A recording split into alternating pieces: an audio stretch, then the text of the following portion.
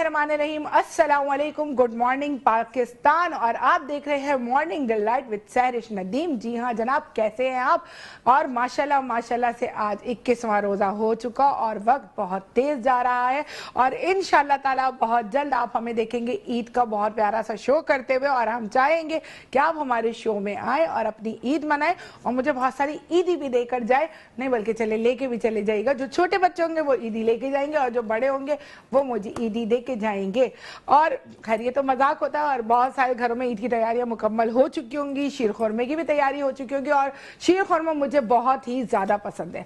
और मोहब्बतें समेटने का महीना और मोहब्बतें समेटने का वक्त आ चुका है। अपने प्यारों को अभी भी टाइम है, जो रूठे हैं वो मना लें और जल्दी जल्दी अपनी खुशियां मना लें, क्योंकि ईद पे बहुत मजा आता है जब पूरा खानदान जमा होता है और सबने एक दूसरे के उस पर जलाने के लिए अच्छे अच्छे कपड़े पहने हुए होते हैं और एक दूसरे को दिखा रहे होते हैं, अपनी चूड़ियां दिखा रहे होते हैं। क्योंकि पहले भी ऐसा होता था जब ईद आती थी ना तो सब जाते थे बाजार में, चांद रात तक पूरी पूरी रात रश होता था। लेकिन अभी भी मैं ये देखती हूँ इतना रश बाजारों में नहीं है, क्योंकि लोग एक तो फाइनेंशियली बहुत ज्यादा डिस्टर्ब है और दूसरा ये कि अपनों में आजकल इतनी ज्यादा तलखियां आ चुकी हैं कि अब दिल ही नहीं करता कि किसी से क्या मिले, मुनाफकतें होती हैं, जाके मिले, उसकी बुराई उससे उसकी बुराई उससे। लेकिन मैं ऐसा समझती हूँ कि अगर आप किसी गैदरिंग में बैठे हैं तो जरूरी नहीं है कि आप किसी की बुराई करें। बातें हजार होती है करने के लिए, जैसे अशार होते हैं सुनने के लिए। अस्सलाम वालेकुम, गुड मॉर्निंग पाकिस्तान। और आप देख रहे हैं मॉर्निंग डिलाइट विद सैरिश नदीम। उम्मीद करती हूँ आप सब खैरियत से होंगे, लेकिन कहीं ना कहीं दुखी जरूर होंगे, क्योंकि इतना बड़ा कल कोयटा में हादसा हुआ और जाहिर है हमारा मुल्क है और इस मुल्क में अगर कोई भी परेशानी होती है तो हमें बहुत ज्यादा तकलीफ होती है।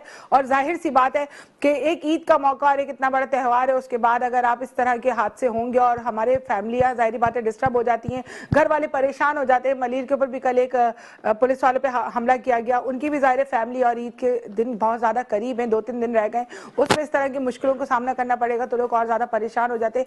पहले ही हम एक हादसे से बाहर नहीं निकल पाए हैं, जो अभी टैंकर वाला हादसा हुआ है, एक पूरी फैमिली अपनी जान से चली गई और जिसकी फैमिली गई है वही अंदाजा लगा सकते कि माँ बाप के ऊपर क्या गुजर रही है, क्योंकि वो अपने माँ बाप की इकलौती बेटी थी और माशाल्लाह से उसके घर में खुशखबरी आने वाली थी, जिस बच्ची ने दुनिया में आते ही दम तोड़ दिया।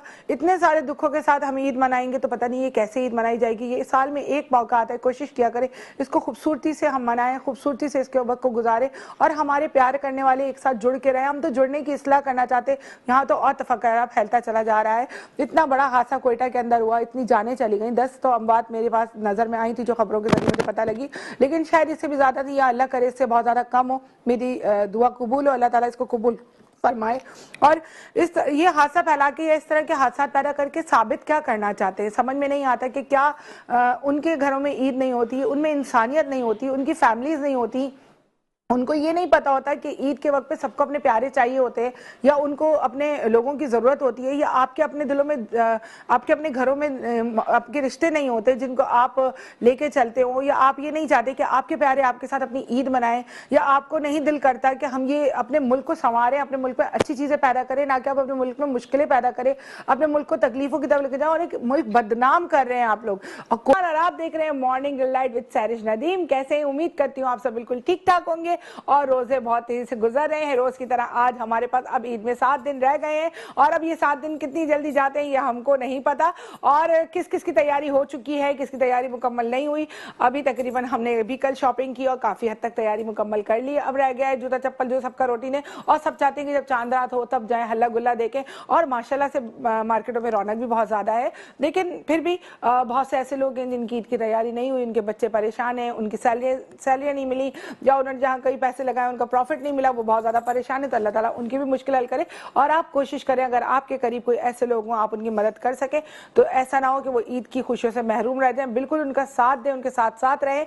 और साथ साथ रहने पे याद आया कि पाकिस्तान, उम्मीद करती हूँ आप सब बिल्कुल ठीक ठाक होंगे और माशाल्लाह से आज तीसरा जुम्मा भी आ गया और अब आखिरी जुम्मा जो कि अलविदा जुम्मा होगा और हमारे रमजान मुकम्मल तौर पर खत्म हो जाएंगे और ईद शुरू हो जाएगी और हम ईद की तैयारियों में मशगूल हो जाएंगे और ईद के बाद अपने मसरूफियत में मशगूल हो जाएंगे। उसके बाद बहुत ही जल्दी हमारे पास बकरा ईद की तैयारी शुरू हो जाएगी, क्योंकि वक्त इतना तेज गुजर रहा है कि वक्त के साथ जितनी तेजी से वक्त जा रहा है ना, और हमें एहसास भी नहीं होता। फिर हमारी क्या रह जाती है, यादें रह जाती हैं। और यादों को फिर हम कैसे याद करते हैं, पहले पता है क्या होता था कि जब कभी नानी दादी पप्पो के जाते थे ना तो वहां बैठते थे, रजाई में घुसते थे सारे बच्चे, और फिर मूंगफली आती थी, फिल्में लगती थी, ड्रामा लगता था और बहुत सारी गपशप हो रही होती थी कि बातें करते थे बहुत ढेर सारी। और फिर उसके बाद पता लगता था कि भाई नानी क्या बचपन में अम्मी कैसे कैसी थी, पापा कैसे थे, उन्होंने कैसी शरारतें की और कैसे उनका रिश्ता हुआ, कैसे वो लोग आगे बढ़े या कैसे उन्होंने आगे बढ़ के अपनी जिंदगी को आगे बढ़ाया।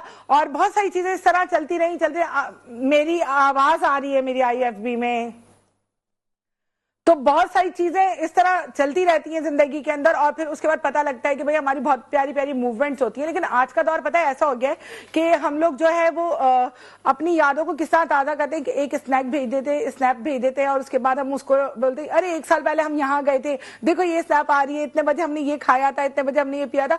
तो हमारी यादें अस्सलामुअलैकुम, good morning delight with सैरिश Nadeem. जी हाँ, आप लोग उम्मीद करती हूँ खैरियत से होंगे और आज मैं एक दफा फिर पहुंच चुकी हूँ JDC के दस्तरखान पे, क्योंकि उस दिन हम यहाँ पर आए और बहुत सारे लोगों ने बोला कि आपने इस बंदे से ये सवाल नहीं करा, उससे आपने मुलाकात नहीं करी। लेकिन यहाँ पे जो मेहमान आए हुए थे हमने उन्हें खुद ही रोक के उनसे बात की, स्पेशली हमारे कहने पे यहाँ पे कोई नहीं आए थे, दस्तरखान की रौनक के लिए खुद ही सब आए हुए थे। और अभी भी यहाँ पे देखें इस टाइम से यानी 1 बजे से चपली कबाब बनना शुरू हो जाता है और इतनी ज्यादा तादाद में बन रहे होते और माशाल्लाह से यहाँ पे आने वाला हर बंदा खाना खा के भी जाता है और लेके भी जाता है। और इतने सारे चपली कबाब के अल्लाह ताला इस दस्तरखान में मजीद बरकत दे और इस तरीके से दस्तरखान लगाने की लोगों को तौफीक अता फरमाए और मजीद बहुत सारे लोग जफर अब्बास की तरह अपने दस्तरखान को सजाएं। ऐसा नहीं है कि ये सिर्फ जफर अब्बास ने अपने ऊपर एक टैग लगा लिया कि मैं ही दस्तरखान सजाऊंगा, नहीं, कोई भी ये दस्तरखान लगा सकता है और अपने मुल्क के लिए, अपने लोगों के लिए कुछ भी कर सकता है और ऐसा करना चाहिए।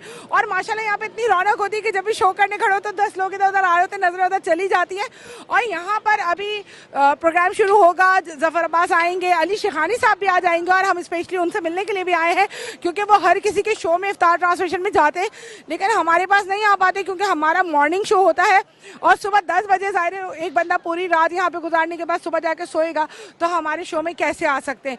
इसलिए हमने कहा कि वो नहीं आ सकते तो चलो हम जा सकते हैं। इंशाल्लाह अगले साल जब हम इफ्तार ट्रांसमिशन करेंगे तो जरूर वो हमारी ट्रांसमिशन में भी आएंगे और अल्लाह ताला हमें इस काबिल और उनको भी इस काबिल बनाए कि वो हमारे शो में आए और लोगों की बात भी सुने और लोगों से बात भी करें। और अब मैं जा रही हूँ, एक यहाँ पे खातून है जो कि माशाल्लाह कराटे मास्टर हैं और मुझे पता लगा तो मैंने कहा मैं उनसे बात करती हूँ, देखती हूँ कि वो क्या कहती हैं हमारे शो के बारे में भी, JDC के दस्तरखान के बारे में भी और ईद के हवाले से भी उनका क्या रिस्पॉन्स है। बड़ी बात है कि इतने छोटे से बच्चे में इतना सारा कॉन्फिडेंस, ये सब कुछ उसकी माँ की दुआ और बाप की तवज्जो का नतीजा होता है। जब माँ बाप बहुत ज्यादा सपोर्टिंग होते हैं तो बच्चे खुद ब खुद ही इतने ज्यादा कॉन्फिडेंट पैदा होते हैं और उसके बाद इतने ज्यादा अच्छा ग्रो करते हैं, अपनी लाइफ में बहुत आगे जाते हैं ऐसे बच्चे। और हमारे मुल्क को और हमको ऐसे ही बच्चों की जरूरत है।